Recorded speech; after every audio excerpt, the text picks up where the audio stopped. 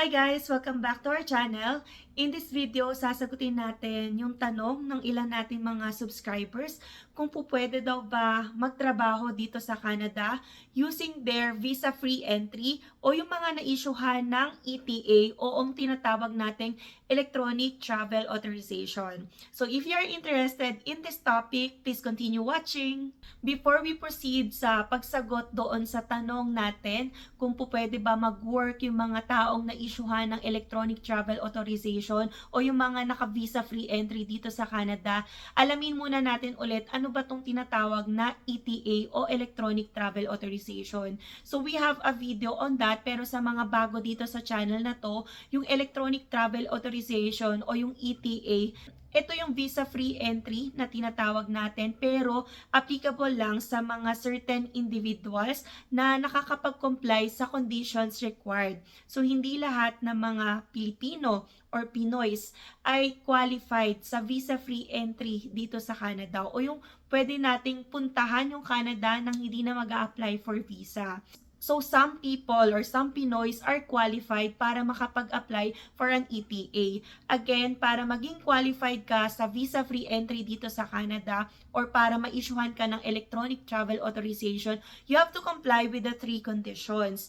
So, first one, okay? So, the very purpose ng visit mo dapat sa Canada ay for, yan nga, visit, travel, explore ng Canada, leisure, meet with your friends or your family. So, that's the very first requirement. Pangalawa ng mga requirement is that you should be traveling to Canada by air. So, hindi pwede dito if you will be traveling to Canada by car kasi nga malapit lang to sa border ng US. Hindi rin pwede dito yung magta-travel sa Canada by cruise. So, it's only applicable kung magta-travel ka sa Canada by air.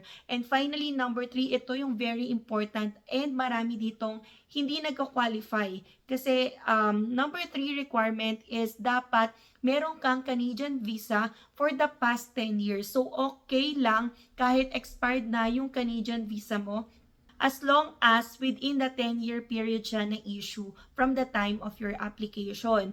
Or kung wala ka namang Canadian visa, whether expired or not, yun nga, dapat meron kang active and not expired US non-immigrant visa.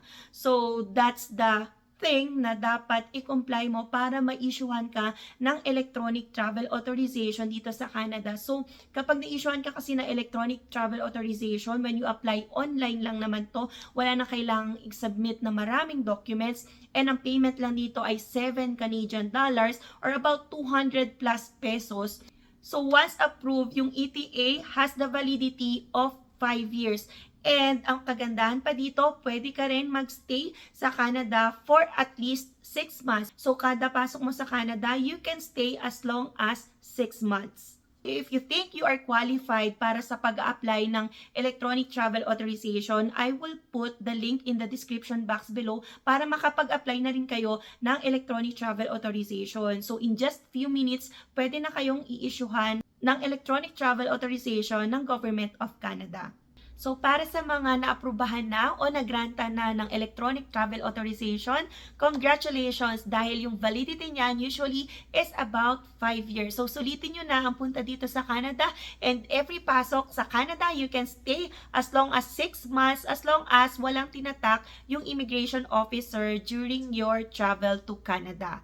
And siya nga pala, bago kayo pumunta dito sa Canada, you can consider bringing with you a Canadian SIM. So, bago kayo pumunta dito sa Canada, at least meron na kayong dala-dala at ready ng SIM na pwede nyong gamitin pang explore ng Canada. Well, I'm talking about the Canadian SIM powered by Fido. Meron silang promo ngayon, and by registering in the link below, pwede nyo nang makuha ang Canadian SIM powered by Fido for free habang nasa Pilipinas pa kayo. So, with the Canadian SIM powered by Fido, it will just cost you $40 a month plus tax, and that will give you already 25 GB of data per month.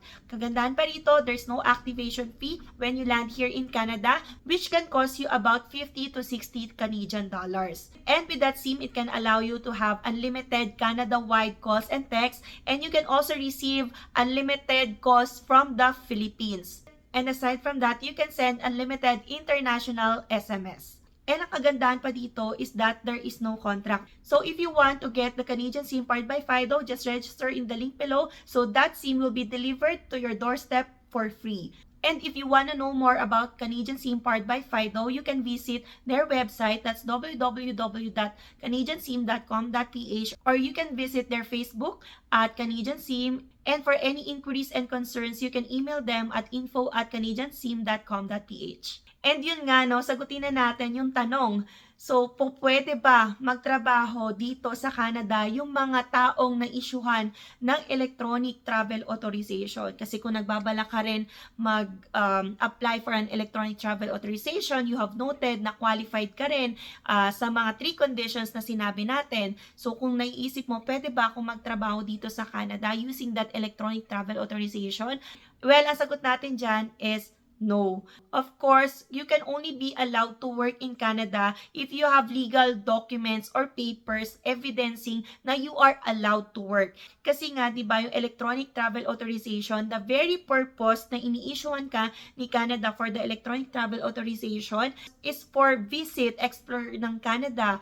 Yan, para ma-meet yung mga friends nyo dito or any business purpose. So, hindi kasama sa purpose ng electronic travel authorization yung pagtatrabaho. But wait, so bago kayo panghinaan ng loob na bakit pa tayo mag-electronic travel authorization kung wala naman tayong capacity na magtrabaho dito sa Canada? Well, there is a temporary policy issued by the government of Canada allowing people who are in visit visa status to apply for work until February 2025.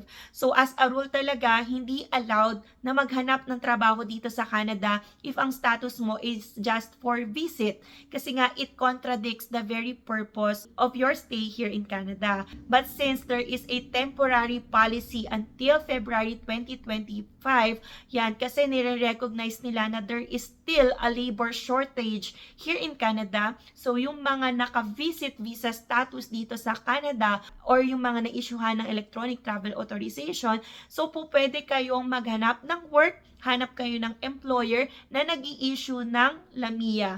Again guys, I just wanna repeat na kung gusto nyo mag-apply for work using your visit visa status or yung electronic travel authorization nyo dito while inside Canada, so dapat maghanap kayo ng employer na nag-i-issue ng LAMIA or Labor Market Impact Assessment. Kasi hindi lahat ng employers na makikita nyo all around Canada ay nagpa-process or nag-i-issue ng LAMIA. So ano ba tong LAMIA? So ito yung document na nagpapatunay na itong employer na to with all his means and efforts of trying to look for an employee na mag-fill ng certain position, wala pa rin siyang makuha from the residents or from the citizens of Canada. So walang nag-fill or walang nagwa-qualify for that position. That's why he is looking na for foreigners to fill in that position. And that requires an approval from the government of Canada. And yun yung tinatawag nating LAMIA. So para makapag-work ka dito sa Canada using your ETA or your visit visa status, dapat maghanap ka muna ng employer na nagpa-process or nag-i-issue ng LAMIA. And once ma-secure na yan ng employer mo, you can use that document to apply for a work permit. So guys, yung LAMIA, as a rule talaga, ang nagpa-process nito at ang gumagastos ay ang employer. And it can cost them 1,000 Canadian dollars. But yes, we are knowledgeable naman sa nangyayari ngayon, and it seems like sobrang taas na ng sinisingil ng mga employers or maybe agencies para ma-issuehan ang isang tao ng Labor Market Impact Assessment. So meron kaming kakilala, ino-ofera ng LAMIA, it can cost them 10,000 Canadian dollars na. So kumpara sa 1,000 Canadian dollars na standard requirement or processing fee ng Canada. So anyway, again guys, if you would like to apply for an electronic travel authorization and you think you meet the 3 conditions that I have mentioned, so I will put the link on the description box below para madirect kayo sa site kung saan kayo mag-a-apply for an ETA. So that's it for this video guys. I hope may natutunan kayo in this video. If you like this video, please don't forget to click the thumbs up button and don't forget na rin to subscribe to our channel and hit nyo na rin yung notification button in order for you to get notified of our future uploads. So thank you guys for watching. Bye!